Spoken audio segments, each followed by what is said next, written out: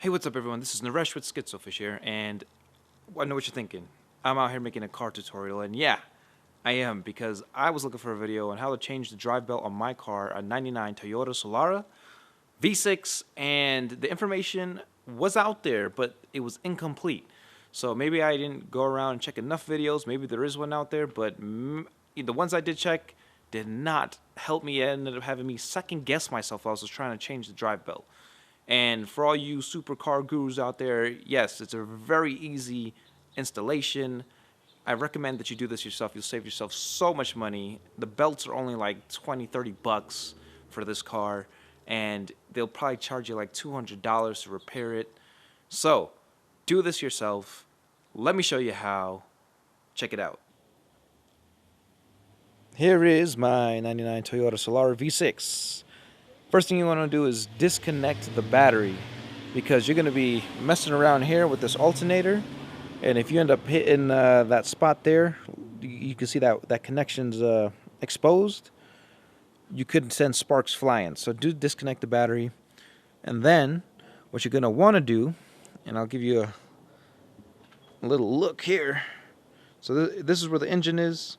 This here is your alternator, and right attached to the alternator is the belt, the drive belt, or also known as like the Serpentine Belt. This is the one I had to change. This is the one I'm showing you guys to change. And there's some cars are really complex where the belt goes under different pulleys. This one's really simple. It's a triangle. You've got this wheel here. There's a wheel down here. Let me see if I can brighten up the screen for you. There you go. There's a wheel down here.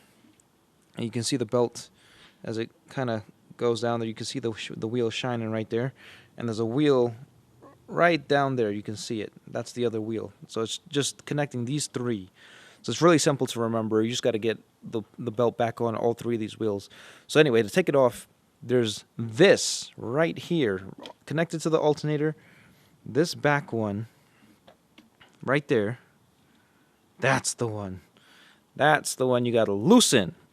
Now you put your connection to it, and when you have it on, right, you want to put constant pressure on it, because it's going to feel tight, but it's not like a normal bolt where you just got to like yank it off and push. You just put constant pressure on it, because I believe it's, they say it's hydraulic locked.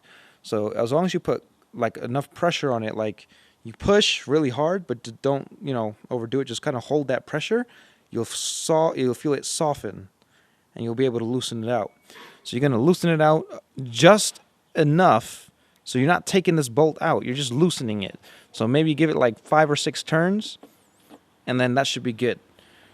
Now, the part that people didn't really talk about clear enough for me was a stent, again, still connected to the alternator. Here's the alternator. If you follow it down, you'll see this one right down here. Right down there. Yep, that's the one. Right under it. There's 2 bolts on here. There's one here, and there's one on the side here where my finger is. And you can't really, there you go, now you can see it. So, the videos that I saw didn't really explain to you what to do with those. Like some guy just started loosening it, but he couldn't even see what the hell he was doing, so, or how far. So I'm here to tell you right now that you've got to loosen this one. This is the adjustment bolt, I believe, is what it's called. The one on the left. Loosen it. Same as you did the other one. You're going to loosen it, give it like a good 6, 7, 8 maybe turns around until it's loose. And you'll see the screw on the other side here. There's a hole. You're not pulling it all the way out. You're keeping it in there. Now, this is the one that people didn't really tell you about. This one here is the one that you're going, if you turn clockwise, it's lifting the alternator up. If you turn counterclockwise, it's putting it down. And people are like, oh yeah, and then just, loosen that bolt and you can take the belt off. And like, no, like, it's not like loosening a bolt, sorry. You've actually got to turn it to the left, and each turn is actually pulling it down. So that wasn't clear to me. I was like, why isn't this coming off? And you have to turn it quite a bit. So you got to turn it enough to the point where you can feel the slack on the belt and actually pull it off. You'll be able, like, you can literally sit here and just keep turning it until this goes down, and this just comes right off. That's the part that I had to second guess on, because I was turning it forever, and I was like, why isn't this moving? And then you just got to keep going. Just got to keep going. So keep turning it. It might be a little awkward. If you have one of those joint, I forget what you call it, those little joint ones that you can hook on here and it bends a little bit, that'll help you, because I was up here turning it, and then this belt comes right off.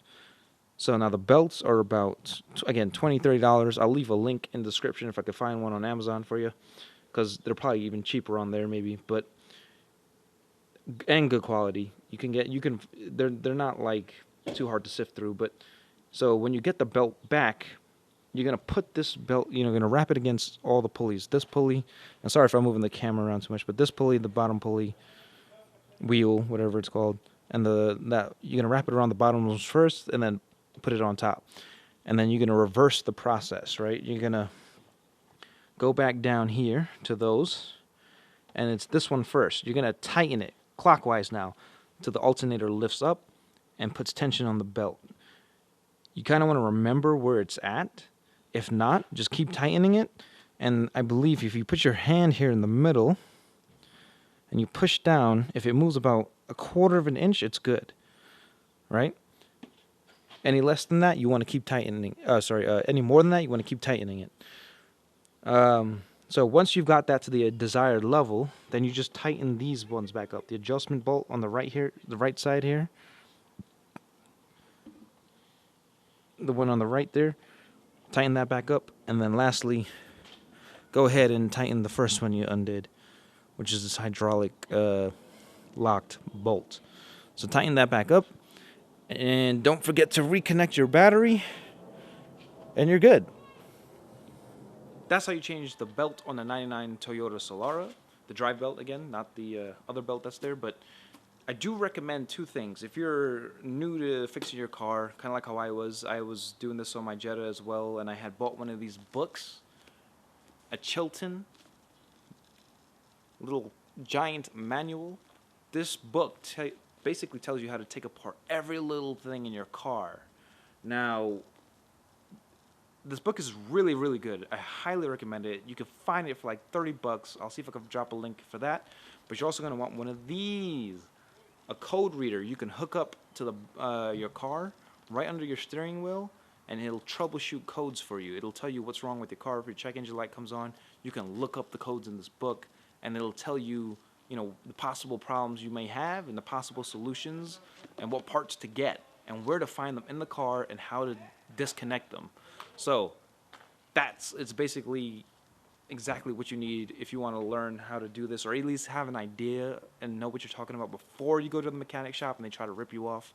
So the book, though, I do want to mention, in this instance, it wasn't perfect because it actually didn't tell me which bolt. Like, how I showed you right under the alternator was the one that actually moves the alternator, but on the side was the adjustment. Like, it didn't tell you which one was which, and they only told you about loosening 2 bolts.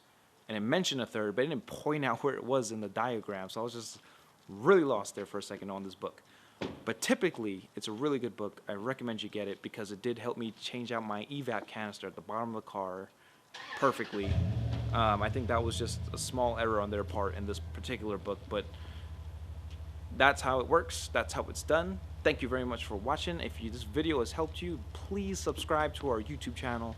Car tutorials isn't our normal content, but I will be adding more as anytime I have to change anything, really. And then check out our other content. We have good motivational pieces. We have good comedy, good skits, lots of stuff coming out this year. If this has helped you again, subscribe. Thank you.